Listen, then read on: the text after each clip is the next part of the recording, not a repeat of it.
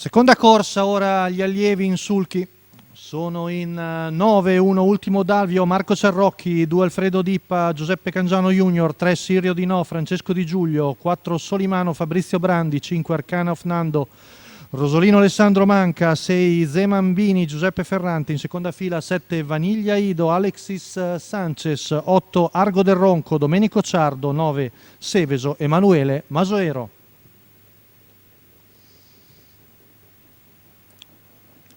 Vediamo lo stacco, Solimano in breve al comando come prevedibile.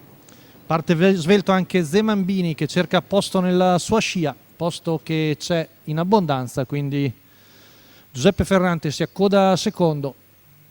Poi vediamo Seveso ancora in fondo al plotone, in terza posizione Sirio Di No. 200 metri in 14,8 da parte del figlio di Zizan Bruktur che come al solito la mette sul ritmo. Si è scavato un gap di una decina di metri tra i primi due e gli altri, con Seveso che non perde tempo e viene su in terza ruota, intanto 400 metri in 29,9.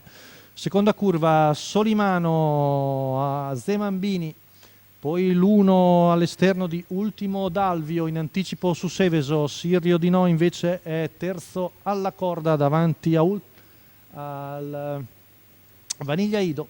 600 in 45,5. Siamo al passaggio davanti alle tribune, sempre coda dritta, Solimano in vantaggio, fiancato ora da Ultimo Dalvio, poi l'altra pariglia con Zemambini e Seveso. All'esterno vediamo anche Arcana of Nando.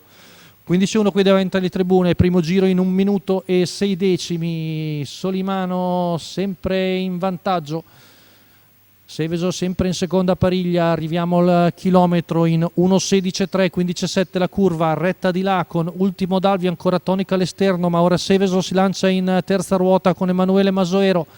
Cerca di rispondere Solimano, poi ancora Zemambini lungo la corta, sembra avere frazione superiore Seveso che è già al comando a 350 dalla fine, cerca di prendere il largo.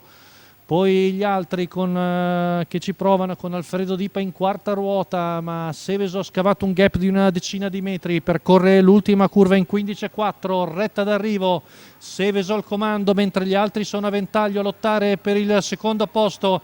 È un po' stanco Seveso, ma ancora vantaggio netto Seveso che viene a vincere, mentre per le piazze è Sirio Di No che deve resistere all'attacco interno portatogli da Zemambini. 1.16,5 la media al chilometro per il figlio di Byron Lord. Seveso da passista qual è, si è messo in moto ai 400 finali dopo percorso esterno coperto e ha vinto molto bene. Rivediamo la retta d'arrivo con Seveso, Emanuele Masoero, sempre il training quello di Enrico Gocciadoro per i colori dello stesso Emanuele Masoero. Vediamo la lotta per il secondo, mi è sembrato che Sirio Di No abbia conservato mezza testa da Zemambini. Al quarto Argo del Ronco.